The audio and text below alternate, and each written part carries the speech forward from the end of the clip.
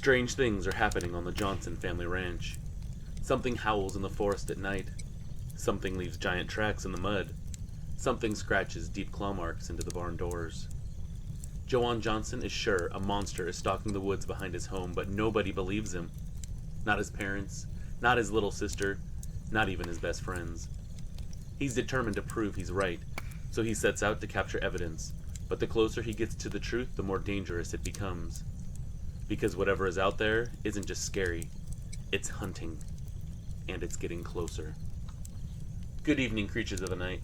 If that intrigued you, then don't miss out on picking up your very own copy of my newest series, Something Creepy. It's going to be available on October 30th. The first one is called Werewolf Ranch. It's available on Amazon.com. The day it drops, I'll post a link right here on Tales of the Supernatural. Until then, I hope you enjoy these 6 encounters that happened on Halloween. And I ask you, was it a coincidence, or is the veil getting thinner? Don't miss your chance to scream, creatures of the night. And happy Halloween. Halloween night, 2019. The moon was just shy of full. I was 36 then, working maintenance for the school district and doing odd jobs on the side. I used to be a firefighter, before the station downsized. Some folks in town still called me Chief, though I'd hung up my helmet years ago. That night, I'd spent the evening at the elementary school parking lot, helping with the trunk or treat. I'd stayed late to help clean up, fold tables, pack candy boxes, haul trash. By the time I left, it was close to 11. My truck was still in the shop for a transmission issue, so I was hoofing it at home. 2 miles, maybe a little more. Not a big deal on a night like that. I had my reflective vest on, so I wasn't worried about traffic. I had a thermos of coffee in my hand, and my flashlight clipped to my belt. Country Line Road is a narrow and mostly straight little area, bordered by woods on both sides. Halfway along, it passes an old cemetery that's nothing fancy. There's no fence, just a slope dotted with about 50 crooked headstones. I've walked that stretch more times than I can count. My uncle's buried there. I stop by every few months to clear the leaves off his grave. Never once have I felt uneasy in that place. Not until that Halloween night. I just rounded the long bend where the trees pull back from the road when I noticed movement up the hill. At first, I thought it was just the wind pushing one of those old plastic flower arrangements. Sometimes they can catch the light and flicker like something alive. But the more I kind of glanced over at it, the more I got the feeling that this wasn't wind. This was motion. It was big and measured and low to the ground. I slowed, stepping to the edge of the shoulder to get a better look. My boots scuffed the gravel, loud in the quiet. The thing that was up there froze for half a heartbeat like it heard me, then went right back to what it was doing. Digging. That's the only word that fits. It was crouched low, nearly on all fours, but not quite, the back rising higher than any person should. I could see its silhouette clear in the moonlight, long arms swinging forward, shoulders rolling like pistons. Each movement was jerky, fast, and violent, like somebody trying to claw their way through frozen dirt with bare hands. I could see little clumps of soil flying over its shoulder, dark shapes against the pale ground.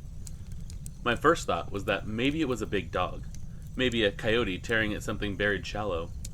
But the shape wasn't right, and nothing about this situation was sitting right with me.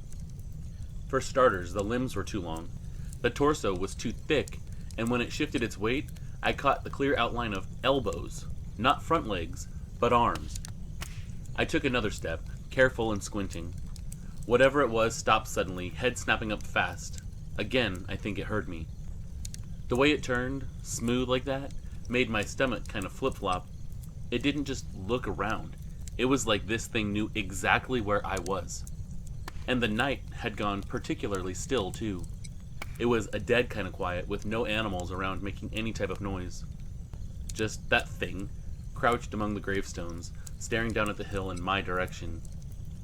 Even down there, I could hear these loud grunting noises that this thing was making.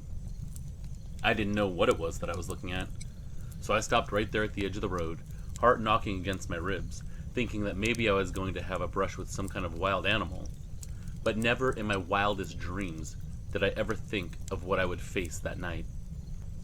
My first thought, or looking back, hope, I guess, was that it was someone screwing around. It was Halloween night after all. Maybe some idiot teenager sneaking into the cemetery to pull a prank. Or worse, someone doing something that they shouldn't be. I figured it was my duty to go there and check to see if everything was alright. That thought was almost comforting. People, even stupid ones, I could deal with. Some kind of wild creature? That was a different story. But the longer I stood there, the less human it looked. I stepped closer to the ditch and angled for a better view.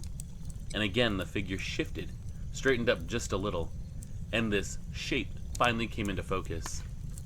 It was crouched like a person, like no animal does, but the body was massive. The back sloped up into thick shoulders, and the arms hung long enough that the hands nearly brushed the ground.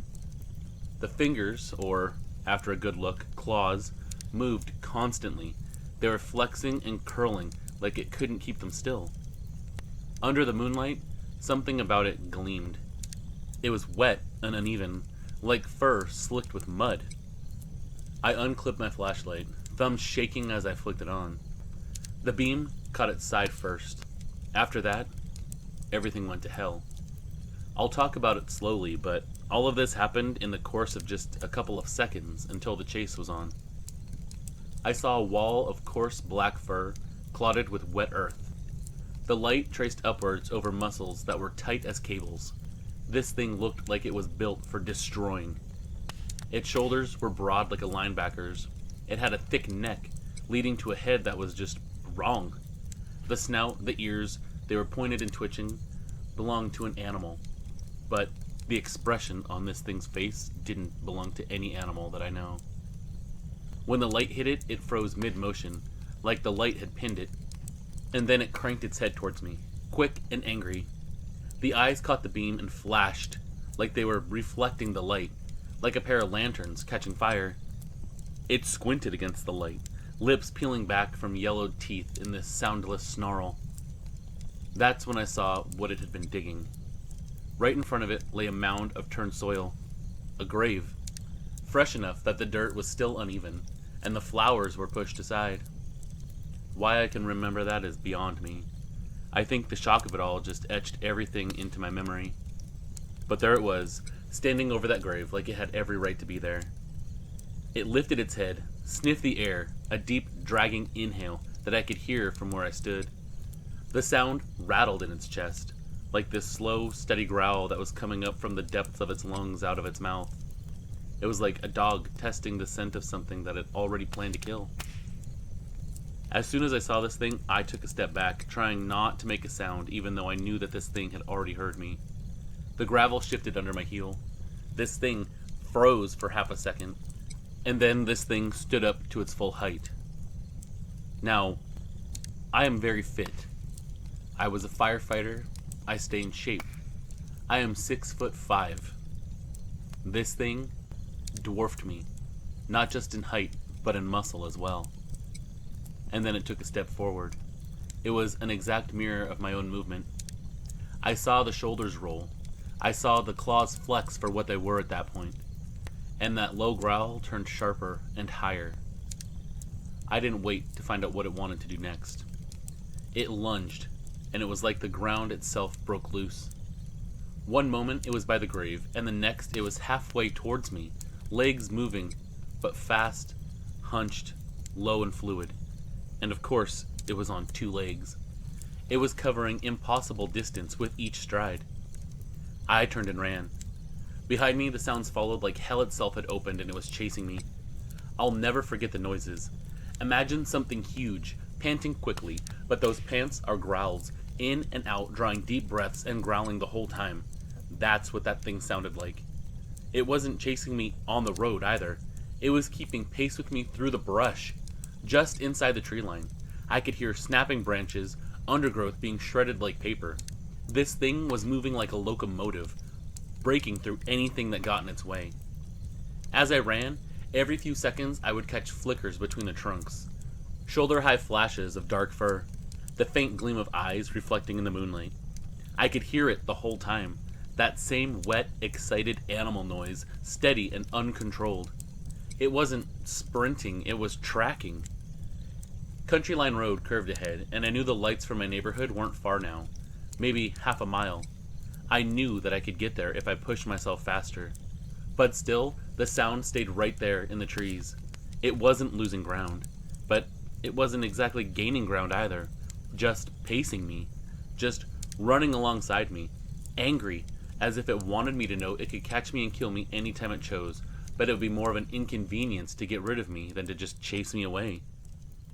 The road bent toward the lights of town, but I didn't make it that far. My lungs were on fire, my legs were cramping, and the thought of that thing pacing me through the trees made my skin crawl. I knew a shortcut right there, this narrow trail that cut behind the old feed store and came out near the railroad tracks down by my street. I'd taken it a dozen times in the daylight. In the dark, it was like a different world. I veered off of the shoulder and into the woods, ducking low under these branches. The trail wound tight through the trees. Moonlight was barely slicing through the canopy, just enough to light my way, even though I had a flashlight. The flashlight itself wasn't doing much good because I was pumping my arms, trying to get away from that thing as fast as possible. My flashlight beam was jumping from trunk to trunk, shaking in my hands. But that thing, that werewolf, was so close now I could smell it, like an animal shelter that hadn't been cleaned out in weeks. Wet fur, decomposition, the ammonia burn of urine. I stumbled, boot catching on a root, and went down hard. I managed to hold onto the flashlight and just kind of roll through the momentum. I was certain I'd feel it the next day, if I lived, but the pain wasn't even really registering at the moment. When I stood up, the flashlight caught it half behind a tree. It was crouched low, watching me, shoulders heaving, eyes just locked right on me. But it sure as hell looked like it had this awful, evil smile on that face. Right then, it was just calculating. It was intelligent, like it was standing there trying to figure out what to do next, or making sure that I kept running, seeing what I would do next. I don't know what possessed me, but I shouted, something raw and wordless, pure fear and fury. I grabbed the nearest rock. I hurled it as hard as I could. Of course, it landed short, thudding in the dirt, but the thing actually flinched, like it was offended. And then it let out a snarl that could have made the trees vibrate. And this look on its face turned from inquisitive to downright angry.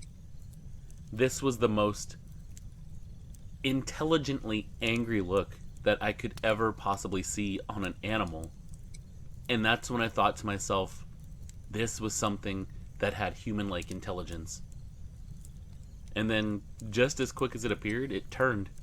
One smooth, powerful thrust, and it was gone, melting back into the brush, the sound of its movements fading away towards the cemetery, but just as loud as when it was chasing me.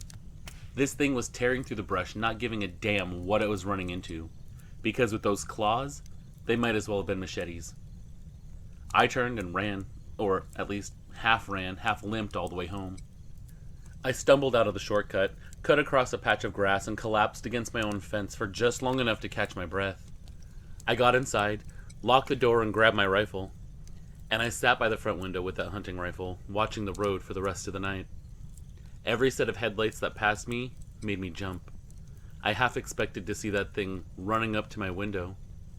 I didn't sleep, not even a moment. In the morning, I picked up my phone and called a buddy of mine, Randy, a sheriff's deputy, and I told him everything that I had seen. I told him that something in the cemetery had been digging the night before. He went quiet for a moment, and then asked me to come down and make a statement. He wanted me to meet him at the cemetery. It turns out, a grave had already been reported disturbed early that morning. Fresh dirt scattered, flowers torn up. The same grave I'd seen that thing standing over. Randy met me out by the cemetery around 9 that morning. He had that cop look on, half serious, half trying not to make me feel like an idiot for what I had described. The sun was up, but it didn't do much to cut the chill. Another patrol car sat there by the ditch too, the lights off. It was a younger deputy that was standing near the headstones, talking quietly on a radio. From the road, I could already see the patch of disturbed earth, dark and uneven against the ground. Randy gave me a nod. Let's take a look. We walked up that little hill. The closer we got, the more my stomach turned. The grave wasn't open, not even dug up completely, but it looked like something had tried. It dug in deep, and then stopped halfway. The dirt was torn, clawed, not shoveled. You could see where hands had ripped through it, long grooves too deep and uneven to be shovel work. Randy crouched down, squinting. Hell of a mess. Looks like an animal got at it. He didn't say anything about what I'd told him on the phone. Didn't mention me seeing something out there, and I was grateful for that. The younger deputy didn't need to hear it. I stepped closer, reading the headstone, and the name hit me like a punch. I won't say the name out of respect for the dead, but just know that he'd been a local kid, early 20s, shot himself in the woods a few weeks back. Everyone in town knew about it. Randy stood and rubbed his jaw, and he said, "I guess even the dead don't get much peace around here." I didn't say a word. I just stared down at the clawed earth, that heavy animal stink crawling up my nose, and tried not to picture the thing that I'd seen crouched there the night before. I thought about how it was digging, just like it was looking for something that it had lost. It doesn't matter how I spin that story now. I know what I saw, and when I tell people and see that look of disbelief, it doesn't really matter. I believe it. It doesn't matter if they do. Something was out there in that cemetery, and it sure as hell wasn't human. Since then, I've turned over a few theories, trying to make sense of it in a way that doesn't keep me up at night. I've accepted the fact that it was some kind of supernatural creature, but why it was there is why I have questions. Scavenger instinct, maybe? Wolves and coyotes go for the freshly dead. They can smell it for miles. Maybe this thing was no different, just a predator that knows when the ground's soft and a body's new. Or maybe it wasn't feeding at all. Maybe it was guarding. The way it stood over that grave, the way it stopped when I showed up, like I'd interrupted something sacred. Maybe it wasn't digging up the dead, but standing watch over something we're not meant to disturb. And then there's the last idea, the one that I can't shake. Halloween. The one night of the year when every old-timer swears that the veil between here and whatever comes next gets thinner. If that's true, maybe it wasn't scavenging or guarding. Maybe it was just passing through, drawn to a grave belonging to someone who didn't move on. I still remember that kid's face from the paper. Lonely, sad, no peace behind his eyes. Maybe that thing wasn't there to dig him up at all. Maybe it came to claim what hadn't crossed over.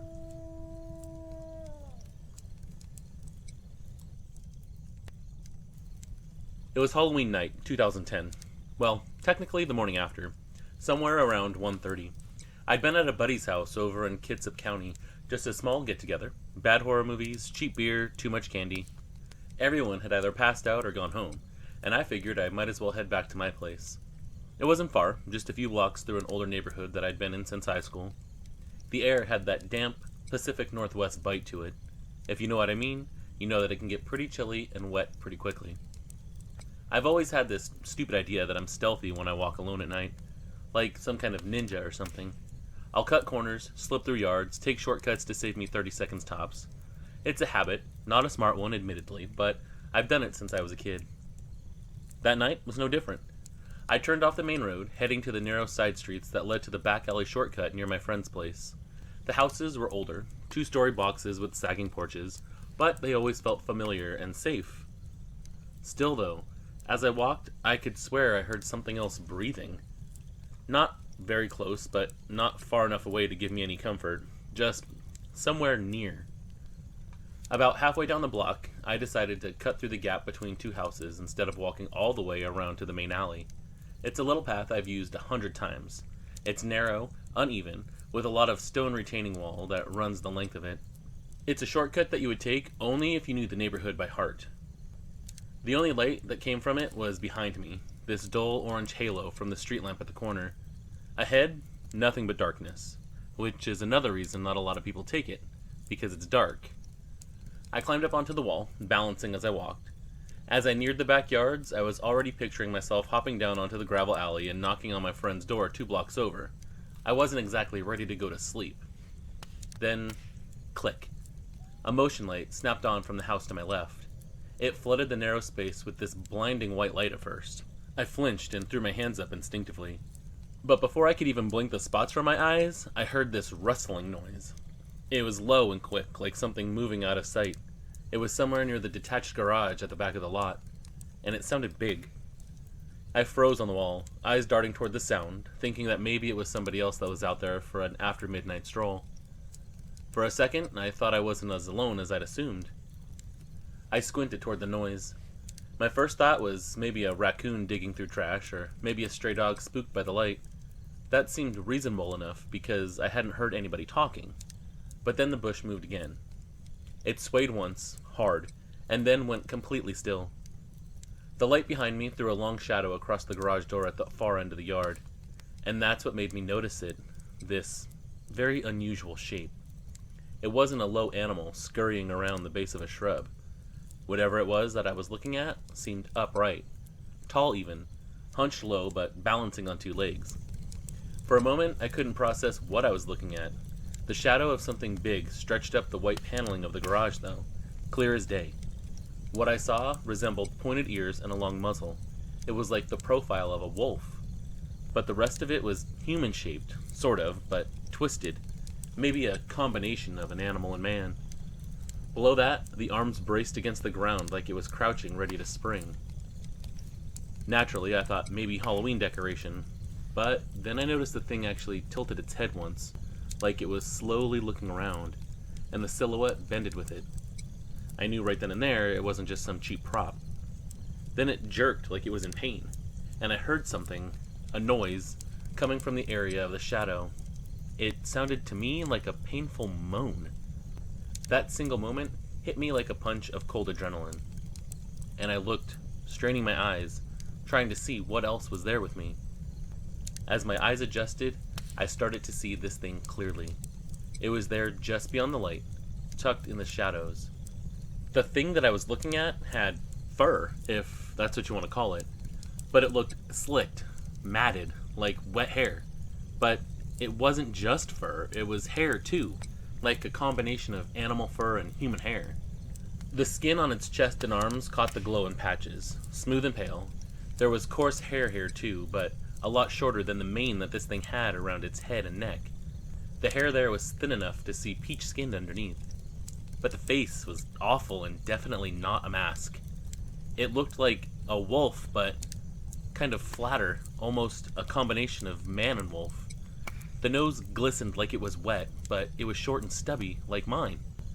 The eyes reflected back like two faint sparks, though. They were dark and shiny like polished stone, and the look on this thing's face said agony to me, like something was definitely hurting it, almost like it was suffering. It wasn't some guy in a costume. This was something else, and my brain scrambled for an explanation. Anything that fit into a normal world and not something that was going to terrify me for the rest of my life. Maybe it was some prank. Some idiot still dressed up after a Halloween party, hiding in a yard, waiting for people to walk by and scare them with a really, really messed up mask. But if it was a Halloween costume, then it was the most realistic costume I'd ever seen. A mask with real fur attached to it. I wanted to believe that so badly that it hurt. But the way this thing moved killed any thought of that in seconds. It wasn't smooth or casual the way this thing moved. Its motions were sharp and twitchy, like it couldn't hold still. The shoulders convulsed once, bunching with a ripple of muscle, and then it shifted its weight from one foot to the other in these short, jerking steps, like a predator testing ground before it leapt, but also something that wasn't sure of where its footing should be. The light caught the contours of its face. It looked real, too real. The fur didn't bunch up like costume hair. It clung to the skin in places, damp and uneven. Around the ears and down the back of it, it was very long, and on the chest as well, making it look like it had a mane. The short little muzzle flexed slightly when it panted and grunted. The nose moved around like it was actually sniffing, and the eyes blinked. Those things alone told me that I wasn't looking at a mask. That truth hit me like ice water down my back. This wasn't a person in makeup. I was looking at a real-life monster, maybe brought here because of the holiday.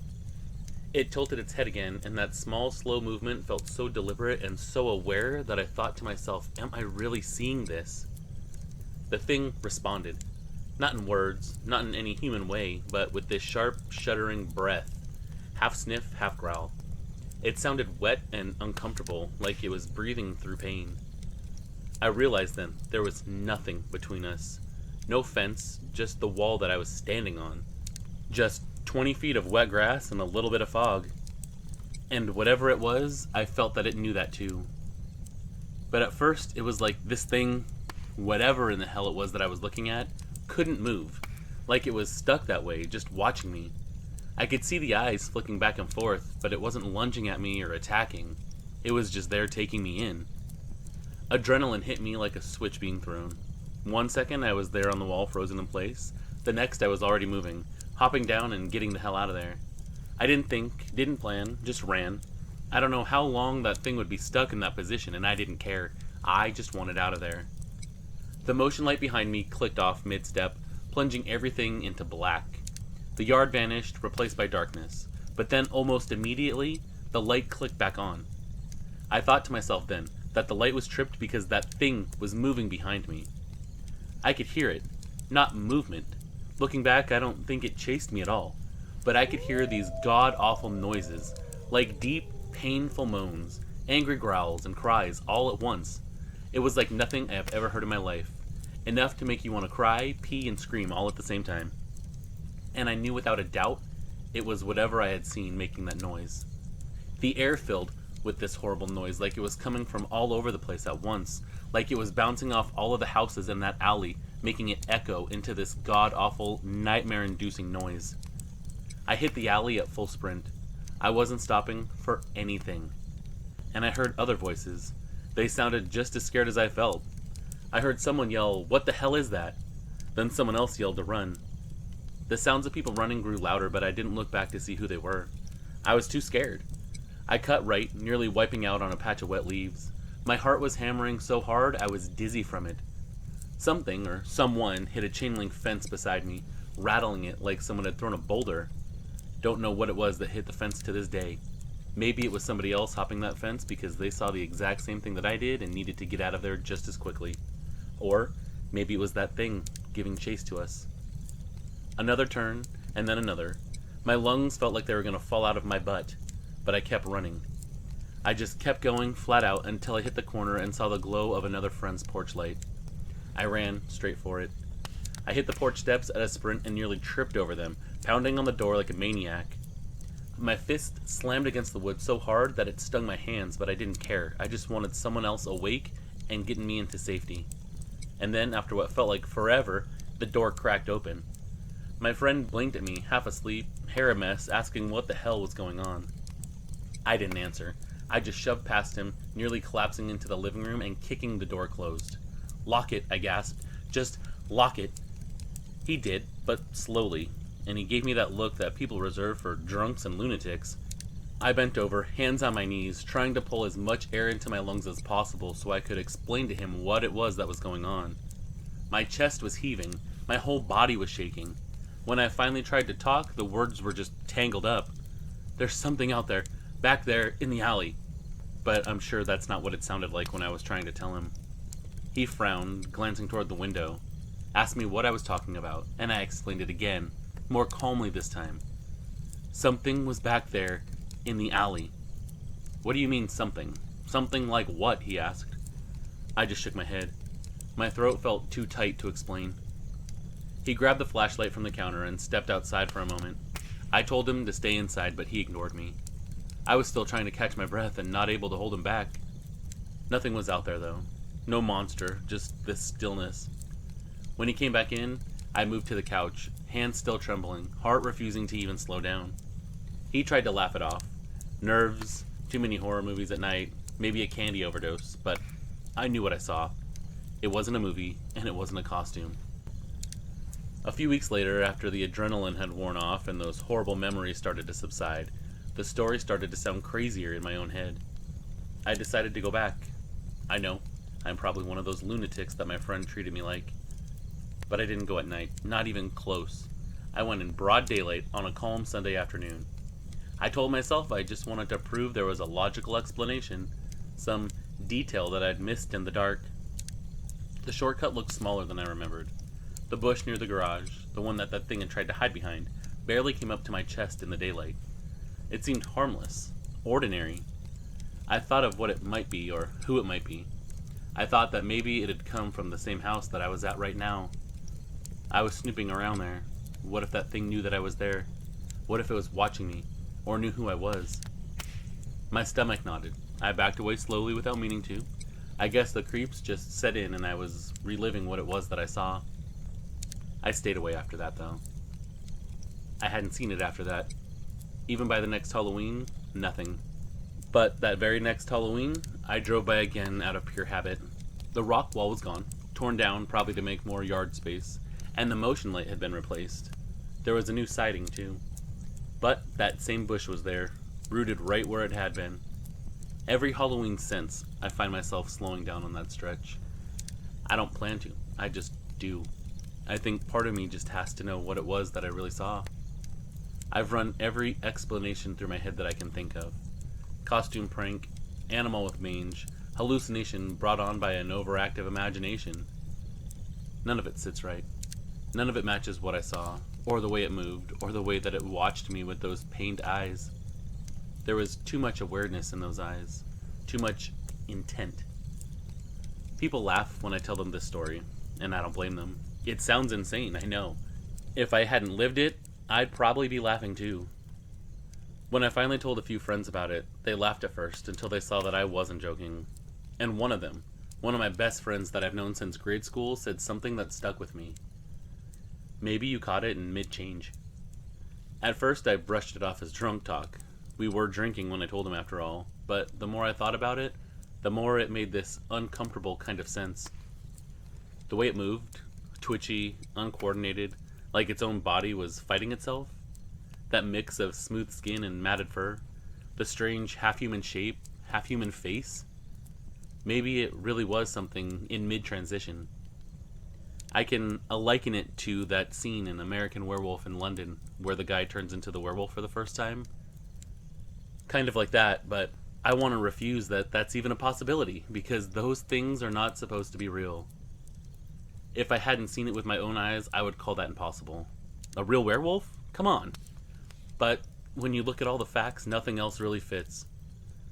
I keep wondering if that's why it didn't attack me, because it couldn't. Because whatever it wasn't done becoming one thing or the other. Was I watching something transition into a monster? Or was I watching a monster transition back into a man? What I saw was still a mess of human and animal, caught somewhere in between. When I think back to the way that it shifted its shoulders, that low, guttural sound that wasn't quite a growl but more like a moan, it didn't sound angry. It sounded like it was in pain.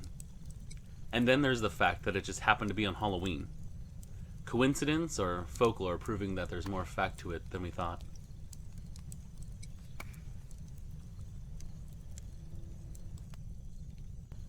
I always liked Halloween.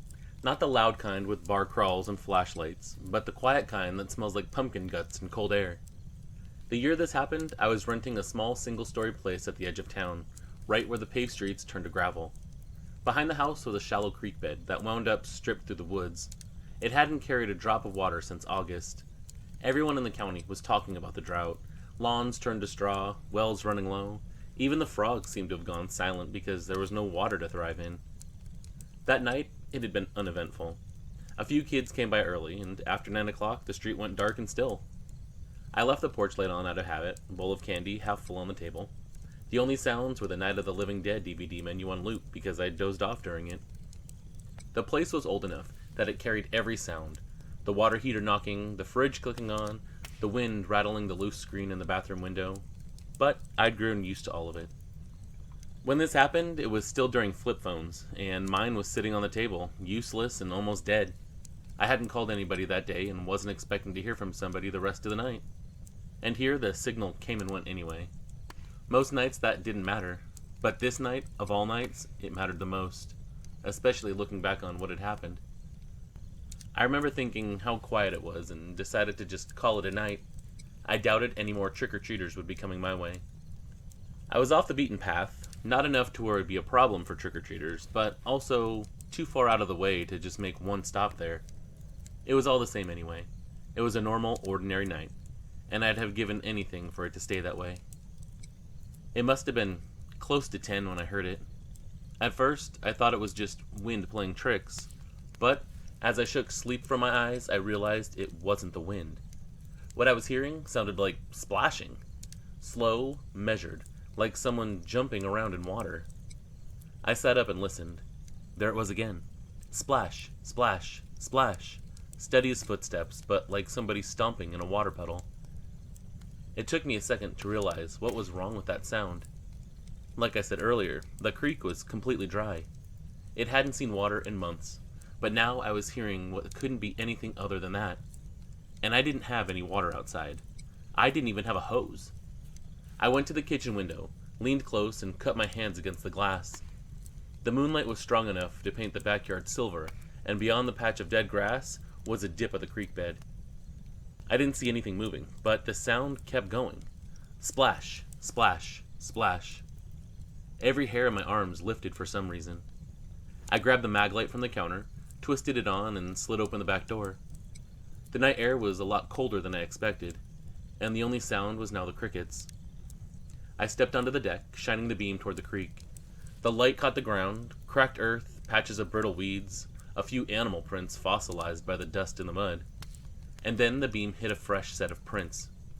Deep ones, dark against the pale dirt, like someone had been stepping in mud that didn't even exist. They led straight into the middle of the creek bed. I'd say, if anything, they were the footprints of a little child. And that's when I saw something. At first, I thought it was a kid, the kid responsible for making the footprints. It was human-shaped, standing perfectly still in the center of the dry creek bed, head bowed down. But the light picked up a shine that shouldn't have been there. Water running down this kid's arms, dripping from its clothes, pooling around its feet where no water was there to pool. I couldn't make out a face at first, just this pale skin, slick with wetness, and something hanging from its shoulders. Hair maybe? Or weeds? I wasn't sure. For a heartbeat, I convinced myself it was a trick-or-treater who'd fallen in somewhere upstream and wandered down here. I was concerned at first, thinking that maybe this child was lost, but then this thing moved, and it was no child at all. Because slowly, it turned its head towards me, and that was all it took. What I saw wasn't a trick-or-treater. It wasn't even human. Now, I know you're thinking it was Halloween. It was just a mask, or a trick, but I'm telling you it wasn't. Especially after all the crap that this thing put me through afterwards. This thing was about the height of a child, but it looked like it had twice the amount of joints that a human does. The arms were bent at messed up angles, the legs were crouched but impossibly long, and the face was the worst. It had eyes that looked like they had some weird purple glow from inside of them, like blacklight paint or something. And then it smiled at me, but the smile literally stretched across the whole face, and it looked absolutely malicious. Whatever this thing was, its skin was pale. Not like the black-eyed children kind of skin that people have told me to research, but almost opalescent, like it was shimmering or something. Needless to say, I gasped and yelled, stumbled back, and nearly dropped the flashlight on my way back to my house. The beam swung wildly, flashing across the trees, the porch rails, my own feet. When I steadied it again and looked back, the creek bed looked empty, but I didn't wait to check twice.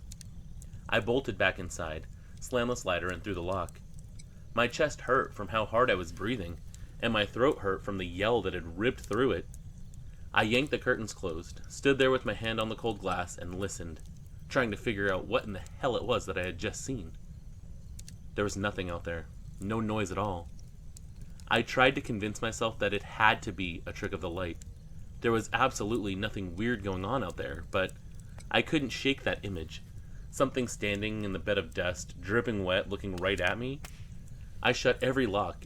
I tried to convince myself I was overreacting, but the more I tried to convince myself, the less I actually believed it.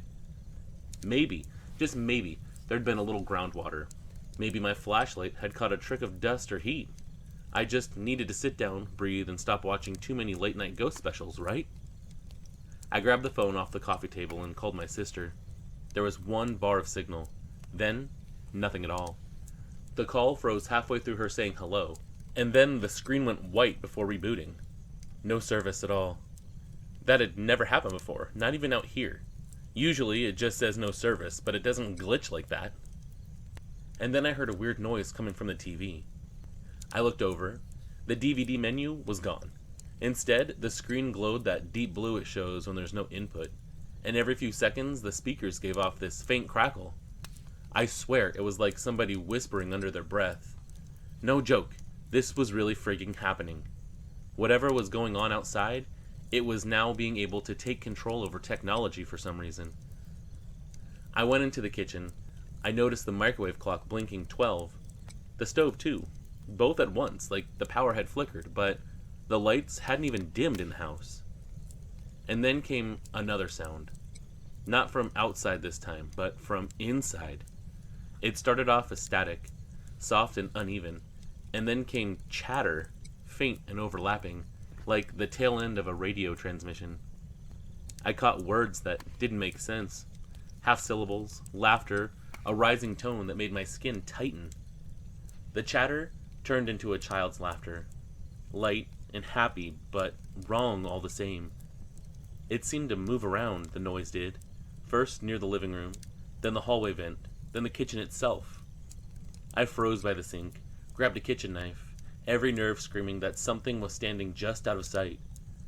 And then, I shit you not, I saw the window go foggy, like something had breathed on it and caused the window to fog up. The kitchen window, it was the one over the sink, slowly misting from the outside. Not condensation from my own breath, condensation from something out there. And then, a handprint, small, maybe the size of a 6-year-old child's. It pressed against the glass from the outside, fingers splayed. I stared, unable to move. The print showed itself, but there was no visible hand that could have made the print. It was like the print just showed up on its own. It was wet. I could see clear droplets running down from the fingertips.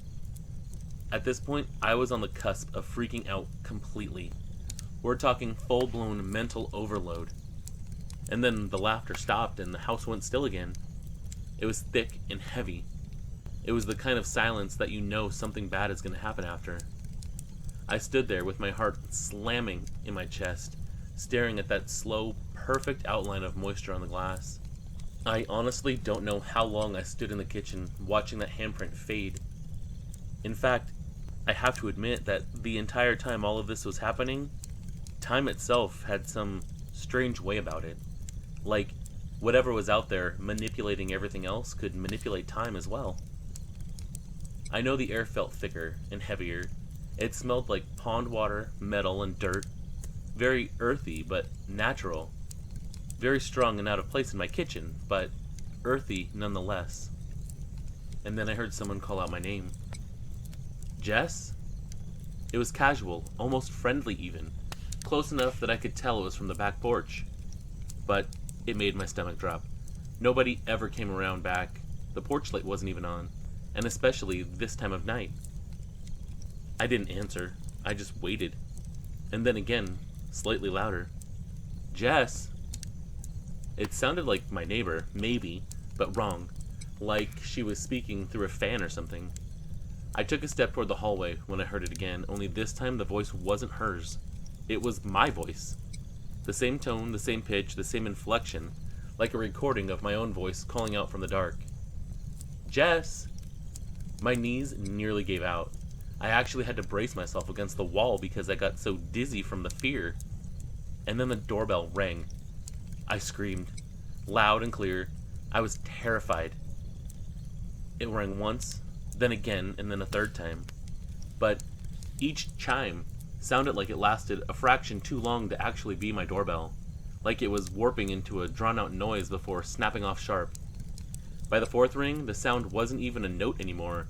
It was bending, low and garbled, like someone pushing a speaker to its limits. I thought I was actually losing my mind. Honestly, I was too scared to do anything about it, though. But then I forced myself to peek around the curtain. There were footprints on the porch. They were barefoot, wet. They were small like the ones that I'd seen outside, very childlike. There were small puddles forming beneath each print. They led straight from the steps to the sliding glass door, but there was no one there, and the prints didn't turn around. They just ended. And that's when the giggling started. It sounded like children again, maybe 3 or 4 of them, laughing and whispering in voices just a little too sharp. I stood in the middle of the living room, clutching that kitchen knife like it was the only thing that could keep me protected. I was shaking, trying to figure out what to do next. Outside, the doorbell gave one last distorted groan before cutting off completely, but I swear to you, as I'm sitting here writing this right now, the noise that the doorbell made on that 5th chime wasn't the noise that my doorbell has ever made. At this point, it pushed me over the edge. I just grabbed my purse, my keys, and bolted out the front door in my socks. The air outside was cold and still, even colder than it was before, but it felt better than the thick, wet quiet inside the house. My car was at the end of the gravel driveway, just under a porch light. I hit the unlock button and the key fob. 2 short chirps. Normal. I flung the door open, dropped into the driver's seat, and jammed the key into the ignition. The damn car coughed once, the lights flickered across the dash, and then everything went black. No crank, no click, no dome light, no power at all, just dead silence. I turned the key again. Nothing. The gauges didn't even twitch. It was like my car had absolutely no juice in it at all. And then I heard the sound of the water again. Something was splashing in the creek that didn't even have water. My breath caught when something thumped overhead. Not a branch. Footsteps. Quick and light, pacing across the roof of the car like a large rodent or something. Definitely not the size of a child. Although, after experiencing what I did that night, I'm just gonna blame whatever was up there on the same thing that was tormenting me, not some rodent. I froze, hands clenched on the steering wheel, too afraid to look up, and now feeling utterly trapped. I felt stupid for running out there in the first place. At least inside I was safe, hopefully. Here I was a sitting duck. Then I heard tap, tap, tap. Tiny little taps, deliberate, moving from the back window toward the hood. And then more giggles. But there was nothing out there that I could see making those noises. And then from right above me, this shrill, childish laughter, not muffled by a thin layer of steel or paint, but right there in my ears. I clenched my teeth, fumbled for the door handle, and shoved it open. I didn't look up or look back, I just ran back towards the house. The gravel bit into my feet as I sprinted up the driveway. The keys were rattling in my hand. Behind me, I heard one last metal clack, like something jumping down from the roof of the car, and then faint laughter fading off into the dark, the opposite direction of me. I didn't stop until I was back inside. I slammed the door again, turned the lock. My chest was burning, heart hammering, I was sweating. Everything was going so hard I could feel it in my throat. I pressed my back against the door and listened, but outside was quiet again. It was like this thing liked to torment you and then run back into the woods. I had a really bad feeling that since I heard multiple voices that maybe they were taking turns coming to me, terrifying me, and then running back to each other to gloat. Honestly, I don't know if there was more than one out there that night, or if it was one thing acting like more than one. I only saw one ever, but maybe it was out there with its friends. All I know is I stayed against the door, barely breathing, until this other smell hit me. Spices. Sweet and sharp, like nutmeg and something burnt underneath. For half a second, it reminded me of cider simmering too long on a stove. It drifted through the house like invisible smoke, and I couldn't tell where it was coming from, but the entire house started to have that very distinct smell. The kitchen light flickered once, and I turned toward the sound of movement. Through the curtain, over the sliding glass door, something glided past the window. Not walked, glided, like it wasn't touching the ground at all. The shape was small, maybe child-size, shoulders slumped forward. I still couldn't move. I just stood there, staring at that ripple of movement vanish into the dark beyond the curtain. I had no idea what to do. I was frozen, literally terrified to the spot where I stood. And then, every light in the house flared. Not a flicker, a flare. The bulbs went bright white for half a second, humming like bees trapped in a jar. And then, pop! I heard the bulb outside explode. The ones in the house went back to normal. But I remember thinking to myself that maybe this thing had disturbed the lights because it didn't want to be seen outside. And that light was the only thing that was illuminating the outside. Somewhere beyond the glass, I heard a quiet splash again. Another reminder that whatever I'd seen in the creek wasn't finished with me yet. I ended up shutting myself in the bedroom, slammed the door, and wedged a chair under the knob like it would matter. I crawled onto the bed and sat with my knees pulled up. I started counting between the splashes outside, anything to keep my mind from breaking. 7 heartbeats, and then another splash. 7 heartbeats, and another. It didn't stop, not for what felt like hours. It moved sometimes, closer, then farther, always just outside of my view. I peeked a few times to see if I could catch anything, but there was never anything there. It was wading through water that shouldn't exist, walking around outside and laughing, sometimes tapping on the glass. Honestly, when it was in the water, it sounded like a kid splashing in a rain puddle, like whatever was out there was having fun in the water. At some point, maybe close to dawn, the rhythm changed. The splashing faded, followed by a tap, tap, pause, tap. It was coming from the window behind the headboard. The window that didn't have a curtain. It was one of those little round ones that don't ever really give you any kind of view, but you can definitely see a little bit outside. I turned slowly. The sound came again, like someone touching the glass with a fingertip. I climbed off the bed, terrified that something was about to break through that tiny little window, and I stood there shaking. And then something acted like it pressed against the window from the outside. A single wet fingertip drew a dot on the glass, then another just beside it. 2 dots. For a moment, there was nothing after that. And then, what looked like some kind of invisible finger traced a short curve beneath them. It was a mouth. And the picture that this thing had drawn was a sad face. I stumbled back, knocking the chair from the doorknob. Outside, the first weak light of morning was starting to show, and I was hoping that was a good thing. But the air was still too still. Whatever had been out there, whatever had come walking up from that empty creek, had left its message and then seemingly went quietly. But that sad little face stayed on the glass until the sun finally rose enough to dry it away. By the time the sun crept over the tree line, I hadn't slept a second. The noises had stopped completely, but the house felt hollow, like that quiet silence after a party's over. I waited another hour before I finally worked up the nerve to even move. My legs ached from sitting in one position for too long, and every sound I made, floorboards, the creak of the door, they just seemed too loud in that eerie silence. When I stepped outside, I half expected to find the creek flooded, the porch soaked, footprints in the dust, something. But everything looked normal. Absolutely, completely normal. The boards at the house were dry. The only thing out of place was that smell.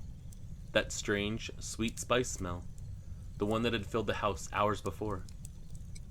Now it was even stronger outside. It hung thick, sharp enough to sting the back of my throat. It wasn't coming from the creek. It seemed to rise from everywhere at once. The grass, the gravel drive, the air itself. But here's the thing. I know a lot of paranormal encounters come with some nasty smell like dead meat or sulfur or anything like that, but this smell, it wasn't unpleasant. Strong, yeah, but it was actually kind of nice, like when you walk into a house that had been used for baking all day long. And then, as far as my car, it sat right outside where I'd left it. I hesitated and climbed in. I turned the key. This time, it started without hesitation. I should have driven off. Gone anywhere but there. To town, to a friend's house, to a gas station. But the thought of leaving actually felt kind of pointless. Like the night had already followed me, and it would go wherever I went. I shut the engine off and sat there for a long minute, hands on the wheel, heart numb. And then I just simply went back inside. Inside, everything worked again. The lights weren't flaring. My phone was charging perfectly, even showing a bar of reception.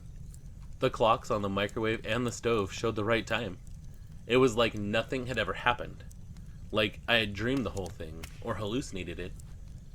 The only indication that anything was wrong was the clock in the hallway. It had stopped at 1:17 a.m. The little red second hand froze mid-talk. I took it off the wall. I replaced the batteries, even tried a fresh set.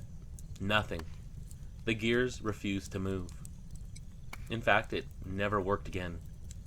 It was like whatever magic that thing had used outside, this clock had the residual effect on it. For months afterwards, too, the smell of those spices would drift through the house every so often. No reason, no pattern. I just got used to ignoring it. But I never walked down to that creek again. And now, even years later, I still keep that broken clock in a box in the closet, just to remind myself that something really did happen that night. I honestly don't talk about it that much. Not because I've convinced myself it didn't happen, but because I know it did. And I don't have a name that makes people take me seriously. Ghost, spirit, cryptid, none of those actually fit. It wasn't a black-eyed kid, and it wasn't some kind of haunting. Whatever I saw in that creek bed wasn't dead, and it wasn't alive in the way that we are. I feel like it was something older. Over the years, I've told myself stories trying to make sense of it. The only thing that ever halfway fits are the stories about what people call fae. I'm not talking about Tinkerbell or the storybook kind. Not wings and glitter, but the real kind. Tricksters, watchers, things that slip between worlds and ignore our rules. If I had to guess, that's what the Creekwalker was. Some kind of trickster fae or something along those lines. Maybe drawn to the sounds of laughter of the children trick-or-treating, or the light in a house that's off by itself. Maybe this thing just wanted attention. Looking back, it wasn't exactly malicious. I know the look of that thing scared the crap out of me, but honestly, I feel if this thing wanted to hurt me, it could have. But I think it did want something. To be noticed, maybe, or to remind me that I wasn't as alone out there as I thought. Or maybe just a kind yet terrifying reminder that these things are still out there. I've gone over every detail 100 times. The smell of the spice, the mimicked voice, the child-sized handprints, the wet where there shouldn't be water. Each one of these feels deliberate, like a piece of a message that I never learned to read. Like whatever was out there could manipulate all of these different things. And of course, it had to be on Halloween. That thin night superstition people laugh about, maybe it's real. I don't laugh about it anymore. Whatever that thing was, it picked the one night when the line between here and somewhere else gets blurry. Sometimes I wonder if it was simply drawn to the sound of life. Trick-or-treating, porch lights flicking on and off, the smell of candy, that brief hum of people pretending to be something else. Maybe it saw all the children in costumes and wanted to join in. I really got the distinct impression that whatever was out there was very childlike, although maybe it never learned the lessons of what terrifies people and what doesn't. Other times I think that maybe it was testing boundaries, trying to see how far it could reach from wherever it came from into this world. And honestly, maybe that's all hauntings are. Practice runs for something that lives just out of sight.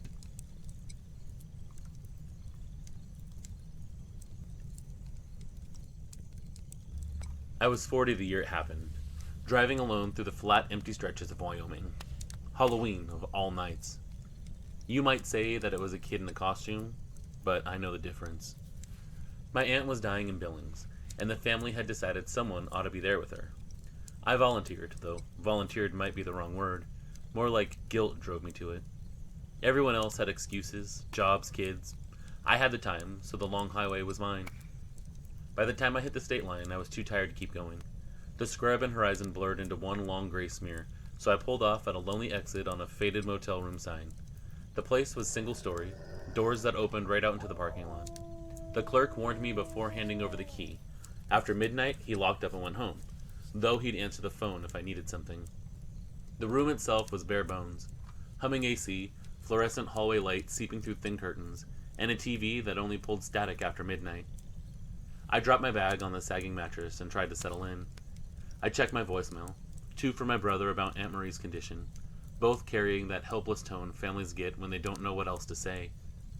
I unpacked just enough for the night, poured powdered coffee into the styrofoam cup the motel provided, and let the old drip machine gurgle out something bitter.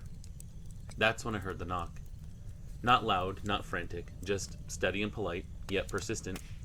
3 raps. Knock, knock, knock. A pause, and then 3 more. I glanced at the clock. 12:17. No one should have been knocking at my door. I stepped to the people. The parking lot stretched flat and empty, just dirt and gravel lit by a buzzing street lamp. No cars, no parents, no reason. But standing near the walkway, framed in that little pale light, were 2 small silhouettes of children. My first thought was simple, almost dismissive. Someone mixed up the rooms. Motels like this weren't careful. You stayed there because it was convenient, not because you wanted to. Still, the lateness gnawed at me. I was alone, tired, raw.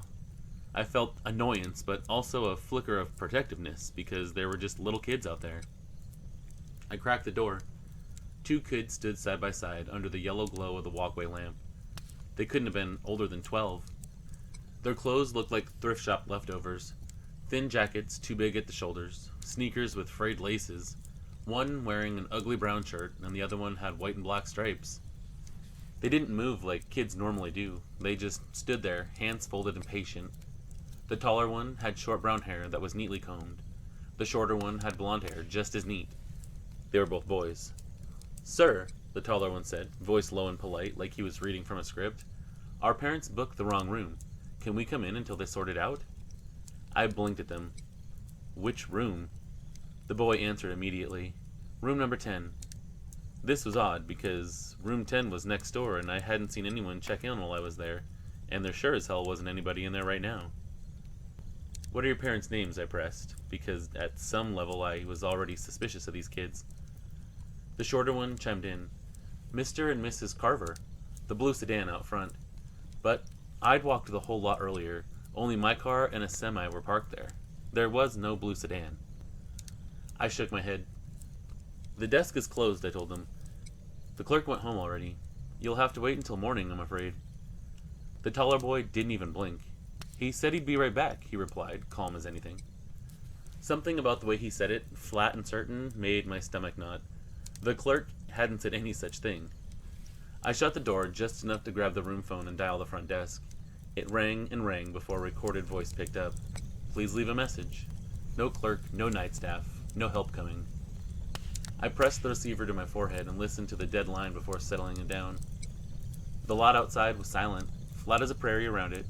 Only one other vehicle sat out there, that semi parked off in the corner, dark and lifeless.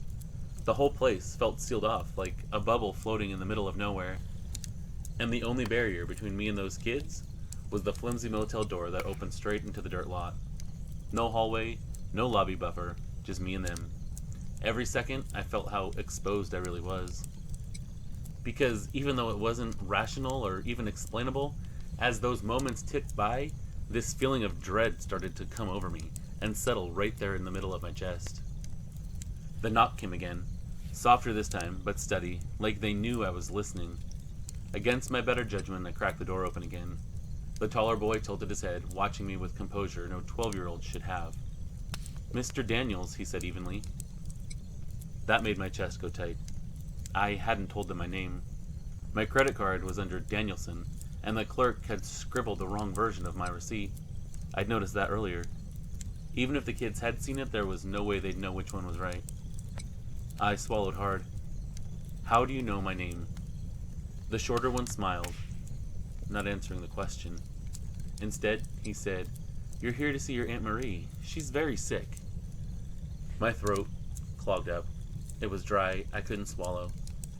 You see, I hadn't spoke Aunt Marie's name out loud all night. Definitely not to the clerk. Not on the phone. I didn't even say it out loud to myself. The only time I'd heard it was on a voicemail, played with the door closed. "You don't have to be alone," the taller one said. He was almost amused when he said it. "We can keep you company." But the way he said it felt like less of an offer and more like a fact, as if he were reading it off of a page of something that I couldn't see. I shook my head and told him no. That should have been the end of it, but their politeness started to wear thin, like paint cracking. "Mr. Daniels, just for a minute." Each word carried this strange weight to it, like he was testing how it sat inside me. The shorter one chimed in softer. "Let us sit. On the couch. Just the couch. Or use the phone." I refused again, voice sharp this time. They didn't back away. Instead, they leaned closer. The air in the room seemed to thicken, stale and heavy, like the AC had shut down. A cold draft licked at my ankles. Outside, the buzzing hallway light flickered, its hum twisting into a high, thin ring that drilled into my ears. When the kids stood directly under it, the glow seemed to dim, shrinking against their shadows like their bodies absorbed the light and created darkness all on their own. I grabbed the phone and dialed the desk again, straight to voicemail. My heart pounded. Finally, I slid the door open just enough to step into the gap. The chain was still taut. I wanted to show I wasn't afraid, even though I was. That's when the smaller one leaned forward, lips barely parted, and whispered, 9:45. That's when the doctor said she wouldn't make it tonight. My stomach dropped. That was the exact time my brother's voicemail had said. No words. Nobody could have known. Nothing like that besides these two kids reading my mind. I paced the length of the room, hands slick, mind racing. I thought about calling the highway patrol, but my cell showed one bar that blinked in and out. It was useless. The motel phone was the only line that halfway worked, and the clerk's voicemail still picked up. No backup, no authority, nothing but me and these two children outside. For a moment, I considered throwing the door wide open just to force the matter, but the thought of standing there face to face without even the chain between us made my stomach clench up. I thought about the other rooms, the other guests, but when I got a chance to glance out of the window, everything was dark. No one was stirring, no one was coming to help. The isolation pressed in, and it was so suffocating that I had a panic attack. And then I looked at them. I mean, really looked at them. Their faces hadn't shifted an inch. No begging, no tears, just that cold composure, far too adult for children. But then I noticed something that I don't know if I hadn't noticed before or if I hadn't accepted. It's weird when you're in the presence of these things, like details that you notice aren't really things that your mind can perceive at the time. Maybe it's some kind of protection system that your brain puts up, like a wall so you don't freak out, but at that point, I guess my brain allowed me to notice their eyes. Flat, black, endless, like voids in the middle of their face. They weren't angry or pleading, just knowing. I staggered back from the door, thinking what the hell was going on, because these children now had a more demonic presence to them than before. Whatever they were, I knew they weren't children. Time stretched thin, each second dragging like an hour.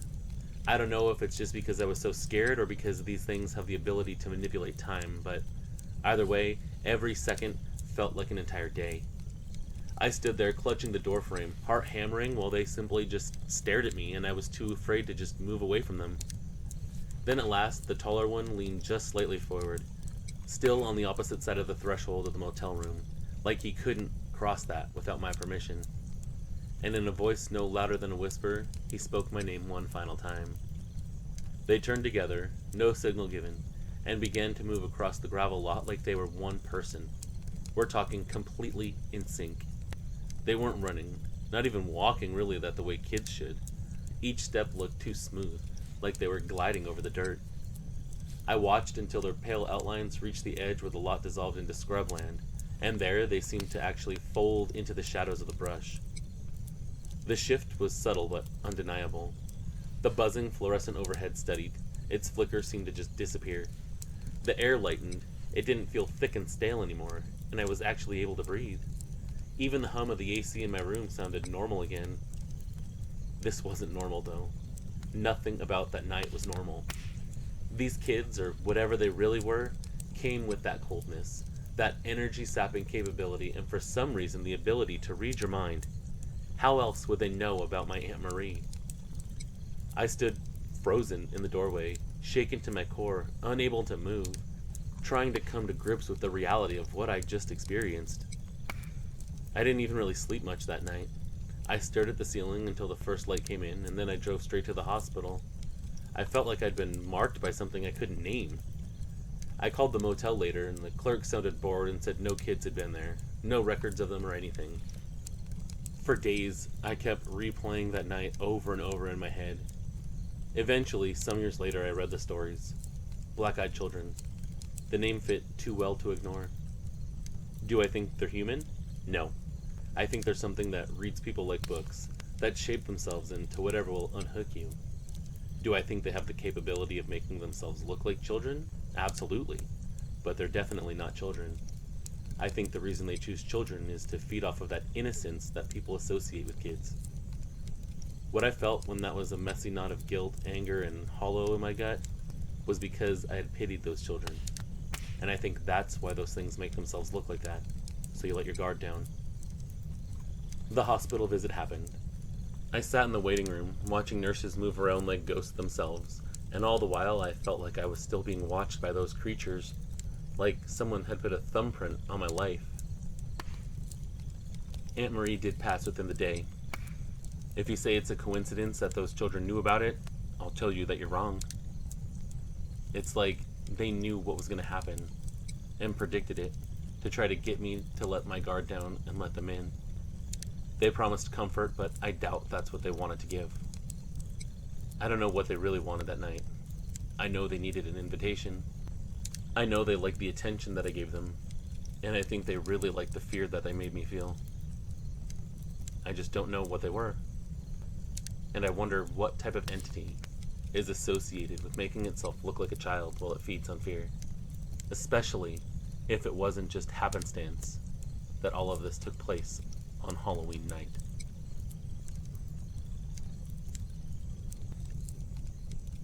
It was Halloween afternoon, over 10 years ago now. The air was still warm, clear enough to see for miles, and I didn't think it was ever going to get cold that year. There was no wind, no clouds, not even overcast. I'd taken the day off work, and with the weather that perfect, I decided to take my bike out on the Panhandle Trail before the sun went down. I live near Pennsylvania and West Virginia, the border of the two, right where the trail crosses state lines. I've been biking that route since my 20s. Old rail line turned paved path, weaving through the woods, bridges, and creeks. On weekends, you'll see dog walkers or joggers near the Pennsylvania side, but once you cross into the West Virginia area, it's another world. The trees close in, the air gets cooler, you can go for miles without seeing another soul. That's exactly why I love it. It was just me. I always take the same stainless steel water bottle, the same backpack. I do the same habit of timing myself to the county line and back. That day felt no different. It was calm and quiet. I was in my routine. If anything, I remember thinking how peaceful it was. I had no reason to think that ride would be any different from the hundreds before it. But I still think about it more than any other day in my life. By the time I reached the little metal bridge that marks the state line, the sun had started its slow drop behind the ridges. That bridge is nothing fancy, just a narrow crossing really, over a dry creek bed, the kind that rattles a little under your tires and squeals if you're going fast enough. There's a small sign that says, "Welcome to West Virginia," half rusted and full of bullet holes. It always used to make me laugh. I coasted to a stop just past it, kicked down the stand, and took a long drink from my water bottle. I stretched a little, checked my phone, and figured I'd go a few more miles before turning back. The trail ahead wound through a thicker section of the woods, but I'd ridden it plenty of times before. But also, that's when I noticed how quiet it had gotten. I mean, dead quiet. The kind of silence that makes you aware of your own breathing. I remember thinking maybe it was just the time of the day when animals started bedding down, when dusk was about to settle in. Still, every so often, I'd hear the faintest whisper of wind moving through the trees. Only it didn't sound like wind exactly. It sounded like something was moving, stopping when I stopped, starting again when I rode on. I told myself I was just imagining it. After all, Halloween night tends to mess with your head. I didn't have any plans for Halloween, and I don't usually celebrate it, so this ride was all that I had planned. I turned back after another mile or so. The light was fading fast, and the woods were already starting to swallow the trail. The air had gone from warm to a little chilly in what felt like minutes. Then something up ahead caught my eye. It wasn't on the trail, but off to the right, maybe 30 or 40 yards in. It wasn't just a shape, because there was movement to it. It was subtle, but real. I slowed down, coasting until my tires crunched to a stop on the gravel. At first, I figured it was just trash, maybe a bag caught on a branch, or a big bird like a hawk or an owl, maybe settling in for the night or getting ready to go out and hunt. But the longer I looked, the less it made sense.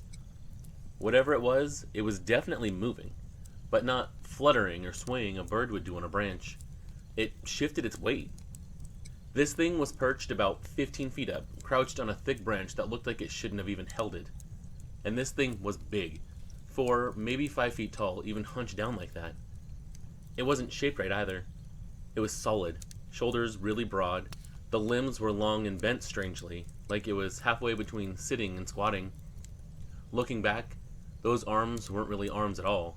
They were wings. But now I'm getting ahead of myself. The color was off on this thing too. A dull, dark gray that blended into the bark until it twitched again. That's when I saw the head move. Not a bird's quick jerk, but a slow, deliberate tilt, like it was watching me. I thought of an owl, maybe, but the outline didn't match and the size definitely didn't. And from my distance, the head didn't match the owl either. The head didn't look round to me, just this narrow, forward-jutting shape. And then the branch beneath it gave a small, definite groan. It wasn't from the wind either. It was from the weight of this creature that was on it. Whatever that thing was, it wasn't light, and it wasn't even scared of being seen. I coasted to a complete stop, one foot on the ground, the other resting on a pedal. The trail was empty, and I tilted my head back toward the thing in the tree, squinting through the last of the daylight, trying to figure out what it was that I was looking at. And then it just did this subtle adjustment, almost like someone testing their balance on a ladder. The faint creak of the wood carried through the air. For a second, my brain continued to scramble to make it ordinary. Maybe it was just some overly large bird that I was looking at. Anything that fit into a box of things I really already understood. My mind wasn't prepared to accept that I was looking at something that science can't even explain. But then, when this thing moved again, it wasn't the body. It was just the head. One way, then the other. Exactly the way a person sizes someone else up. I froze. And for a distinct second, I was fearing that I was actually being hunted by this creature. I know I was bigger than it, but it looked wild and unexplainable. Even from the trail, I could tell that the face was darker than the rest of it, like the shadows pooled thicker there. There was no reflection or glint of the eyes, but just this impression of black on black where the face should have been. The outline of a beak or muzzle, maybe. It wasn't clear, but I think it was there. It was just really hard to describe the face. It was like the face itself was made of shadows or something. And this thing, when it moved, it didn't make a sound. It was absolutely silent, the way an owl is when it flies. It just had that slow, rhythmic motion, like it was studying me and measuring the space between us. I told myself to stop staring, to just get moving, to get going on my bike and get back to civilization. The whole thing would feel less eerie once I was past it, once it was out of sight and out of mind. So I eased back onto the pedals, trying to act like I hadn't even seen this thing at all. I'd barely rolled 10 feet before I heard it. Crack! The sound of bark splitting. I froze, every muscle locked up on that bike. And then I heard another crack follow it, louder and deeper. Then came the rhythmic tearing noise of something heavy dragging itself down through the branches. I looked at this thing. It was coming down. This sound, it wasn't graceful like a squirrel or a raccoon. It was violent. I could hear wood tearing from the talons that this thing had. Then this thing thudded to the ground, and the sound it made you definitely realize that it was, in fact, heavy. For a long moment, nothing. It just stood there. And then I heard this low animal huffing that didn't belong to anything that I've ever heard in those woods. And then it moved again, this time from out of the tree line, just enough to catch the last bits of light. It was 5 feet tall, 6 if it stood fully upright, maybe. That's when I got a better look at this thing. The body looked lean but powerful. The chest was shaped like a man's, but the shoulders sloped forward, giving it this hunched, predatory posture. And its skin, or whatever covered it, looked more like a layer of dark, oily feathers, patchy and rough, like it shed unevenly. When the wind moved through them, they shimmered with this dull brown-red sheen, almost like rust. But I got a better look at the head. It wasn't made out of shadow. It wasn't quite bird, not quite human. It seemed too flat for a beak, but too narrow for a man's face. The mouth, it was just this dark line under a pair of deep, concave pits where eyes should have been. But those eyes actually reflected light, the way an animal's do at night. They didn't have any color to it, just solid black. But then, as this thing tilted its head and looked at me, the eyes changed color when the light reflected off of them. Silver 1 second, red the next depending on the angle, but an overall jet black color. Its arms hung low, ending in hands that looked too thin to be useful until it flexed. That's when I saw the long, backward curved talons catching the light. Wings weren't obvious at first, not until it shifted and the thin, membranous edges folded closer to its back. They rustled softly like fabric. This thing's wings had an overall sheen like a bat's does because it's made of that skin in between the fingers, but at the top they were covered in feathers. It's really hard to explain what this thing actually looked like. Maybe like a cross between a bird, a man, and a bat. And it had this unnatural stillness to it when it didn't move, like it was holding its breath just to watch me better. I saw a talon curl around a tree trunk, scraping at the bark. It leaned in slightly, like it was testing how far it could go without breaking its stillness. And I got a very distinct impression again that this thing was deciding whether to cross the space between us or flee. I honestly didn't want to figure out which one it had picked. Instinct took over before logic had the chance. I slammed my feet onto the pedals, the back wheel skidding sideways. My bike shot forward, gears whining, tires spitting rocks. I didn't look back. Not yet. I just rode. The sound behind me came almost immediately. This screech like some big kind of bird, and then the beating of wings. Slowly at first, when I think it was taking off, and then faster like it was giving chase. It sounded like great sheets of canvas flapping through the trees. The air pressure started to change. I could feel the wind on my back, the rush of the displaced air, like something large was cutting through the space above me and behind me at the same time. Every pulse of those wings hit my chest like thunder. I pushed harder, the handlebars shaking as the front tire bounced over exposed roots and rocks. The air roared in my ears, but beneath it, that sound, those two-beat wing strokes, kept perfect pace, sometimes veering off to the side, sometimes directly above me, like it was taking any path it could to keep up with me.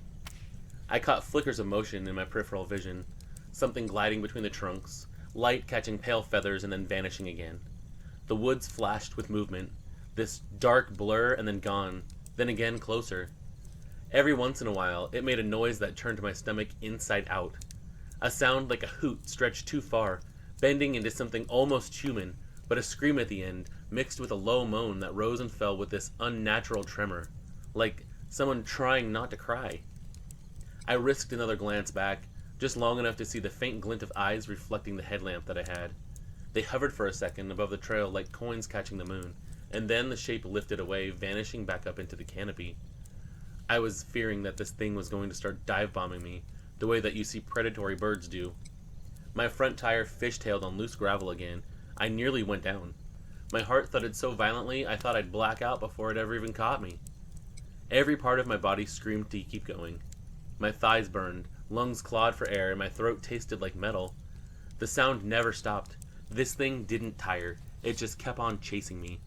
That steady, rhythmic whoomp, whoomp, whoomp. Close, then distant, then close again. Once I heard it veer left, crashing through the upper branches, only to reappear on my right, gliding low enough that the leaves stirred beside me. It wasn't just following me, it felt like. It was circling me.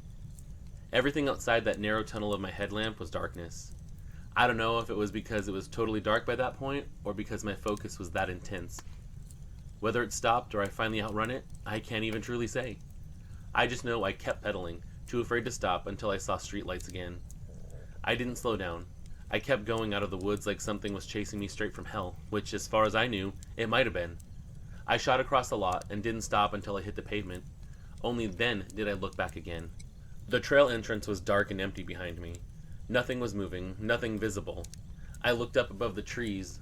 It was dark, so I don't know if anything was truly out there, but there was nothing that I could actually see.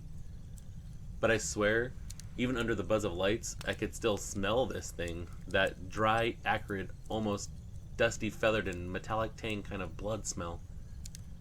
It wasn't coming from the woods. The scent was on me. I don't know if it had sprayed me or if it had marked me, but I just knew that I smelled like that. The smell was not coming from the air. I coasted into the parking lot of the Target that I left my truck at and let the bike fall over with me still on it. My legs gave out the second my feet hit the ground. I just dropped to my knees beside the bike rack, chest heaving, lungs raw from the air. For a long moment, I sat there, eyes locked on the tree line in the far end of the lot, waiting for something to emerge. I half expected to see that shape drop silently from the trees, wings folded in close dive-bombing tactics right towards me. The smell still clung to me. I didn't understand what was going on, but I could taste it on the back of my tongue. I stank. After a few minutes, I forced myself up. I threw the bike in the bed of my truck and sat behind the wheel until my hands stopped shaking. The parking lot lights flickered overhead, and I caught my reflection in the rearview mirror. My eyes were still wide. My face was slick with sweat, looking like someone who'd just outrun a nightmare. When I got home, I told myself it had to be an overgrown bird. Maybe a giant owl perched funny, or a heron that wandered inland. I've thought about it for years now, and I don't think it was some lost bird or a trick of light anymore. I don't even think it was truly an animal. The more I've read, the more I'm convinced it was something like the stories you hear about over in Point Pleasant. The Mothman. Or at least whatever people saw before they started calling it that. Same kind of shape, same wrongness, same fear that's invoked. A thing that looks part human and part something else. And I was damn close to West Virginia. I don't think it meant to attack me that night, per se. I think it was there because of that night. Halloween. When everything feels just a little off and the air hums like static. When people wear masks, the boundaries blur. The old things that used to walk between worlds remember what it feels like to do it again. It didn't follow me home. It didn't have to. It got what it wanted. Someone to notice it was still there. Every Halloween since, I can't help but look up at the moon's brightness over the trees. I tell myself it's just habit, but deep down I know what I'm looking for.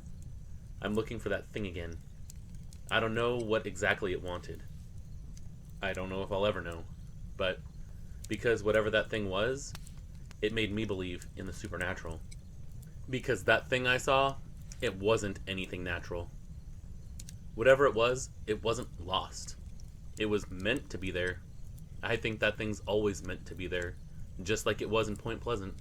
Just like it was in Chicago. And on Halloween night, I think the world just lets things like that come through again.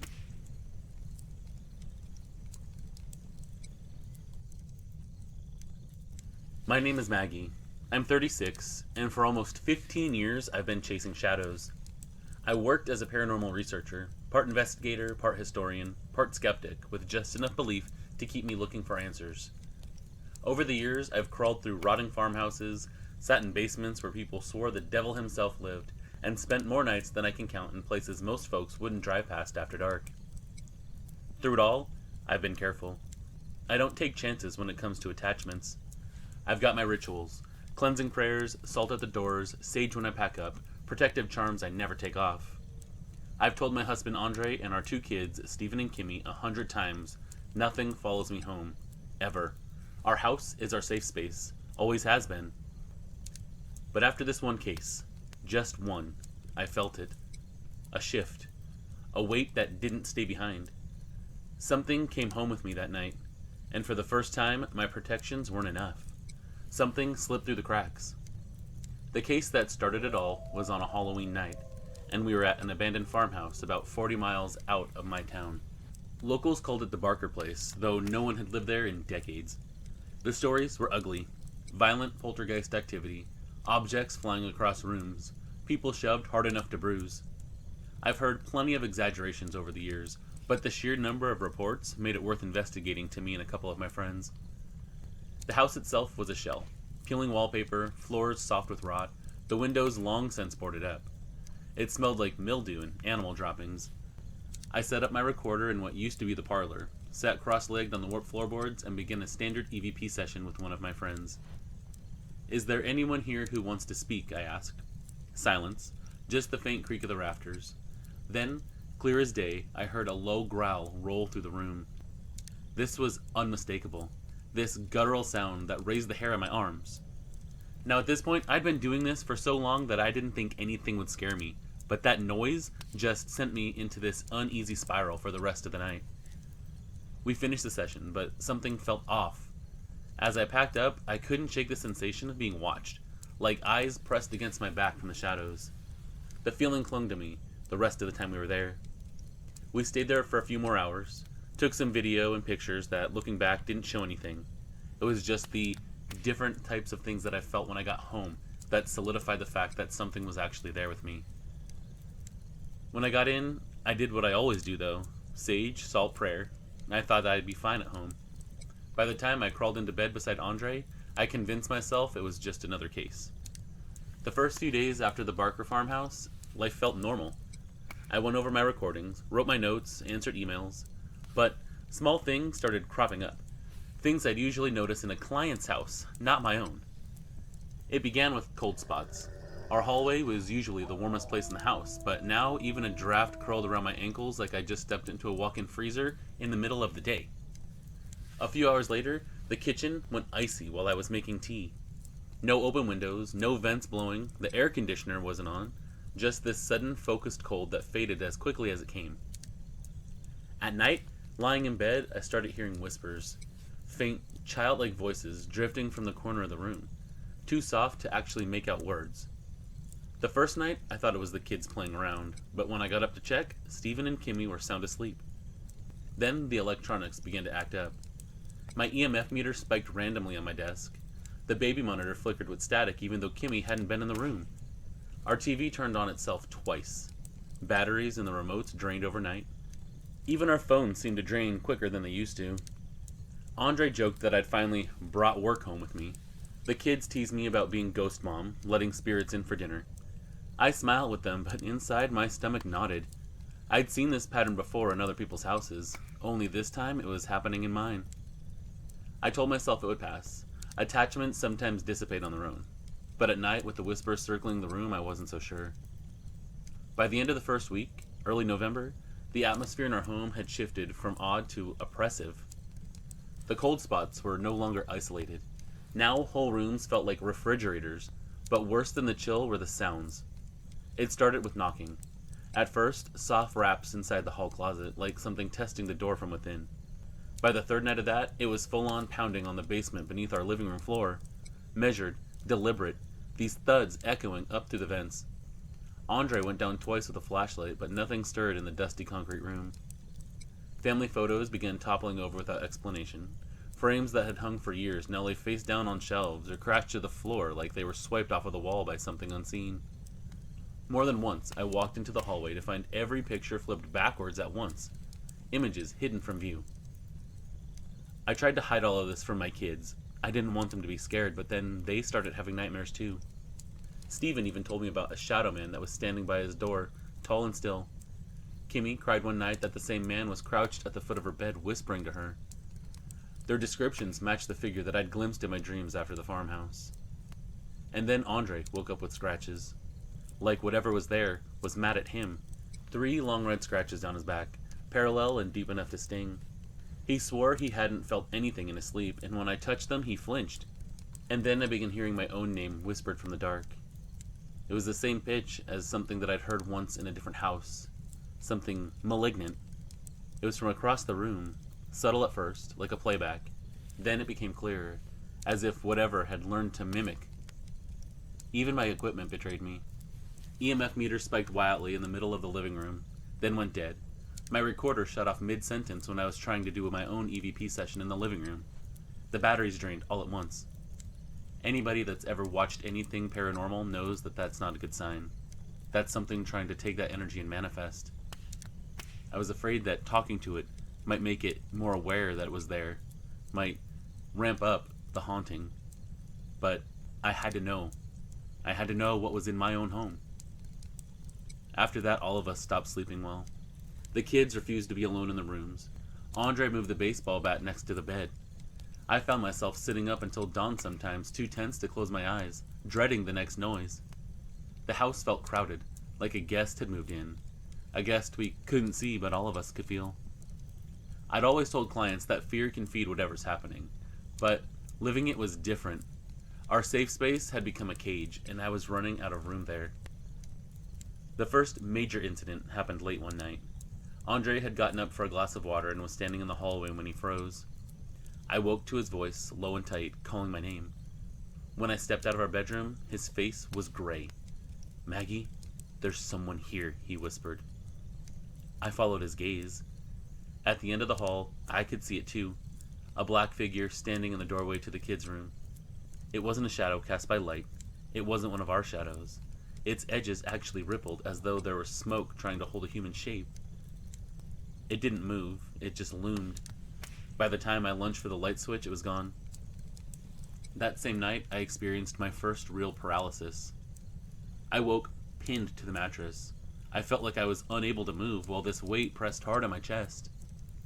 I could see this dark silhouette leaning over me, long limbs, hair trailing downward. I could feel its breath, hot and sour, even though I was never aware that these things could actually breathe. But I definitely felt some kind of breath against my face. When my voice finally broke free, this thing dissolved, and all I could smell was rotten eggs. The kids' toys began to move on their own too. Cars rolled across the floor without anyone touching them. That's when I thought it best that the kids stay with my parents for a little bit. They knew my career and didn't ask questions. I just told them that something was in the house that I needed to get rid of. My dad warned me. He said, "Be careful, baby girl. I know that this is the kind of thing that you're into, but it terrifies me and it always has. Promise me that you'll get rid of this thing and everybody will be safe." I did my best to manage a smile and promise him, although I had no idea what I was dealing with at this point, so that promise might have been empty. When I got home, you could smell the sulfur as it drifted from room to room. After that, it just got heavier. Sometimes it would cling to the curtains and clothes, making the house reek like burnt matches. One day, Andre and I scrubbed everything, opened the windows, burned sage and incense, but it returned even stronger. Like that presence was saying, "This is my home now, not yours, and I'm only allowing you to live here because I enjoy tormenting you." One afternoon, I was trying to coax the dog into the living room, and this stack of dishes in the kitchen leapt off the counter and shattered across the tile. It was so startling that I actually started to cry. This wasn't just some ghost. I realized that this was something worse. Something that had clung to me on my way out of that house. It followed me home, and it was now making my life a living hell. We began living in a constant low-level panic. Andre kept the lights on all night. We're talking a grown man, sleeping with the lights on because he's terrified of what could be looming in the dark. This is a man that was in the army. Nothing scares him. But now, he slept with the lights on like a child, and I didn't blame him. Those lights gave me comfort too, even though many times I still stayed up, trying to figure out what it was that we were dealing with. I would stay awake at my desk, staring at my useless meters, salt lines at the baseboards, protective charms swinging gently on their strings, and still feeling completely helpless. I'd spent over a decade telling clients that careful cleansing would keep them safe. I'd done everything right. Prayers, salt, sage, and still this thing had found a way in. Sitting there at 3 a.m. with the smell of sulfur seeping under the door, I had to face the truth. My protections had failed. And whatever I'd brought home with me wasn't leaving on its own. I knew I couldn't handle it alone. My reputation in the field was built on being the level-headed one, the researcher who didn't panic, who always had a protocol. But this time, my own home had become the case. I started by calling my friends that were there. They hadn't experienced anything, so it was just me. I moved on from them and started calling colleagues that I trusted, investigators who'd worked beside me in some of the nastiest locations that I've ever entered. Each of them listened, but their voices carried the same edge of uneasiness. One told me to get out of the house immediately. Another said try reading the Bible in each room. None of it felt like a real solution. But everything that they all agreed on was this wasn't a spirit. It was something inhuman. An inhuman presence is something that had never been a man. It never died like a man. It was something more along the lines of a demon. Finally, I called Father Raymond. He was a priest and demonologist who'd assisted me on several cases over the years. He knew my habits, my thoroughness, my skepticism. After I described everything, he was silent for a moment before saying quietly, "Maggie, it's not your house that it wants. It's you." That landed like a stone in my chest. He gave me direct instructions. Prepare the house with open windows. Sprinkle holy water at every entry point. Line the thresholds with salt and pray aloud. Do it firmly, commanding the entity, whatever it is, to leave. He told me to seal every room with the sign of the cross and to demand it to break the hold on my family. He wanted me to read the Bible in every room and just assert that my faith would defeat whatever it was that was inside my home. This'll be hard. It may fight back, but you have to take your home back, he told me. So that evening, after getting some time with the kids and preparing psychologically for what we were about to face, Andre and I prepared the house. We opened every door and window, lined each threshold with salt, and set bowls of holy water at the corners. Father Raymond's instructions were written on a page I kept clutched in one hand like a lifeline. Andre stayed close as I moved from room to room, sprinkling holy water, reciting prayers aloud, even saying the rosary and reading from the Bible. Now, in the 15 years that I had been doing all of this, Andre never once tagged along. It wasn't his thing. He didn't want anything to do with it, but he supported me in my decision to pursue the paranormal. This was the first time he'd ever even come across something like this, and I have to give it to him, he did pretty well, although I could tell that he was terrified. We would demand that the entity would leave. I was naming myself and my family, telling it that this house was no longer its place, that it belonged to me, Andre, our children, and the light. That God would protect us and drive it out of our home. And honestly, it seemed like the house actually reacted. We could hear doors rattling. We saw a picture frame shoot off the wall with our own 2 eyes. It was like it was there, and then something that we couldn't see flung it across the room. We even heard this low guttural growl from the hallway, like this animal that was cornered. The air got really cold. It was pressing against my skin. For a moment, it felt like everything was going to go black, but I think it was just because I was feeling so intense. But I kept going. We finished in the living room.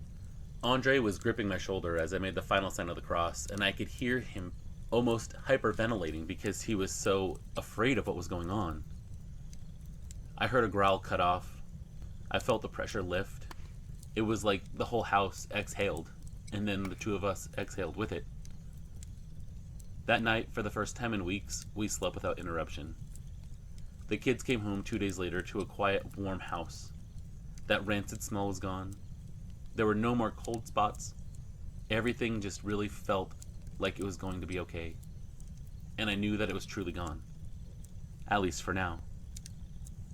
Life in our home settled back into a rhythm. The kids sleep through the night again. Andre no longer wakes up with scratches. The house looks like nothing had ever happened at all. It feels just like our home always did. But I still find myself stirring at 3 a.m. sometimes, eyes flicking to the corners, checking the shadows before I close them again.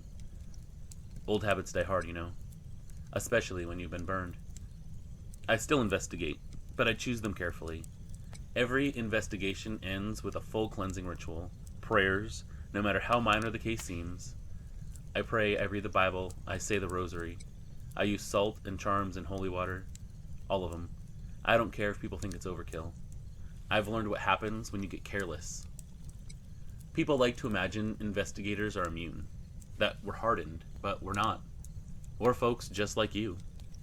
No matter how experienced you are, sometimes something slips through, and it's only luck or faith that keeps it from taking root.